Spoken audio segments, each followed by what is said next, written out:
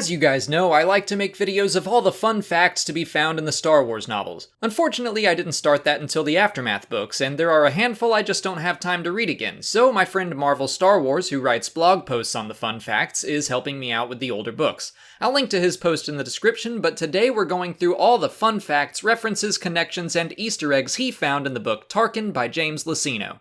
Since the book was written long before the release of Rogue One, it doesn't contain any direct references to characters or events established by the movie and its tie-ins, but mention of construction phase deadlines not being met by the scientists and engineers supervising the Death Star fits well with Galen's absence from the project at the time of the novel. The droid Gotra was first mentioned here. It's gone on to appear or be mentioned in a number of canon sources since then, including Dr. Aphra, Last Shot, Most Wanted, and more. The Crymora Syndicate was also established here and has been used by a similar number of different canon sources. Tarkin's personal ship, the Carrion Spike, was introduced in this book, but has since appeared in a number of other stories, most prominently the Poe Dameron comic, where it was used by First Order agent Terex. The Spike is said to have been based on the stealth ship that Anakin used against Admiral Trench in Season 2 of the Clone Wars. The events of that episode are mentioned on multiple occasions. The rare Stygium crystals being used for cloaking on the Carrion Spike were established in the Episode 1 Incredible Cross-Sections. The character Nils Tennant was briefly seen at the start of the Mortis arc in the Clone Wars, and his last name was given in the episode guide for Overlords. Tarkin is his first appearance since then in canon or legends.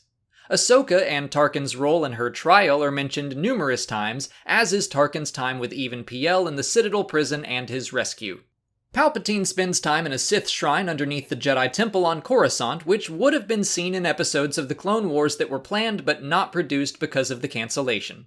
One of Birch Teller's rebels is a Zygerian, as seen in Season 4 of the Clone Wars.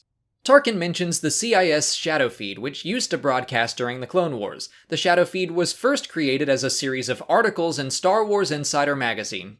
Luceno used his first canon book as an opportunity to mention a number of things from Star Wars Legends. The Tiki-R starfighters that are part of an attack in the second chapter were used twice before, once in Children of the Jedi and once more by Luceno in his book Cloak of Deception. Similarly, House Elogen of the planet Asmaru was also used by Luceno in Cloak of Deception, but was originally from Children of the Jedi. Chronau radiation emitted by ships when using hyperspace was first seen in Tyrant's Test and has only been used a handful of other times. The Idelian scanners used by the Empire were created for the Galadinium's Fantastic Technology RPG supplement from West End Games. The Lucid Voice, known as a notorious Providence-class dreadnought from the Clone Wars, was first mentioned in the Revenge of the Sith Incredible Cross-Section book. A number of locations on Tarkin's homeworld of Eriadu were taken from Legends. The Oraneswa River was mentioned once before in Geonosis and the Outer Rim Worlds, a Wizards of the Coast sourcebook. The city of Fellar was first mentioned in the online HoloNet news articles before Attack of the Clones. The Outland Region Security Force was created for the Rogue Planet novel, while Ranulph Tarkin first appeared in the Republic comic series.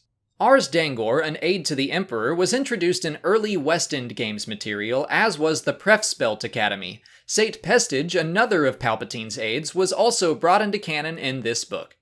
Chancellor Kalpana, mentioned as one of Chancellor Valorum's predecessors, was first mentioned in the New Essential Guide to Characters. Vice Admiral Screed, who makes his canon debut in Tarkin but also appeared in Aftermath Life Debt, was first created way back in 1985 for the Star Wars Droids cartoon.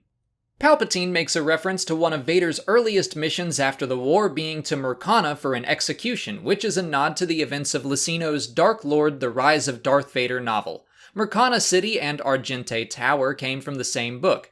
Birch Teller later mentions Vader's execution of a Twi'lek Black Sun racketeer, Cash Garulin, from the novel. Tarkin's Star Destroyer the Executrix is also drawn from that book.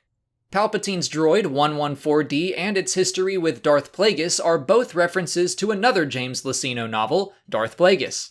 When Tarkin and Vader visit Murkana, they meet with an Imperial named Thurbin, who was previously mentioned in the Essential Guide to Warfare, one of the final Legends Essential Guidebooks. Armand Isard, father of Legends Imperial Yasan Isard, is mentioned as a member of Palpatine's inner circle. He first appeared in the short story Interlude at Darknell, where he tried to kill his own daughter, but was found out, framed for treason, and executed himself. The fuel cell manufacturer Wyborg Jensen was first mentioned in the original Incredible Cross-Sections book. The YT-1000 Corellian freighter is seen in Tarkin, and it was first introduced in the Millennium Falcon Owner's Workshop Manual. The Secutor-class Star Destroyer is also seen, and it was originally created as a background ship for the comic Dark Empire 2, and its name and lore eventually came from a fan whose work was then featured in the Essential Guide to Warfare. And those are all the facts Marvel Star Wars pulled out of the book. There are some really deep cuts in there, probably deeper than even I would have gone. Again, if you want to read his actual blog post or look through the rest of his very informational blog, I linked to it in the description, so please do go check it out.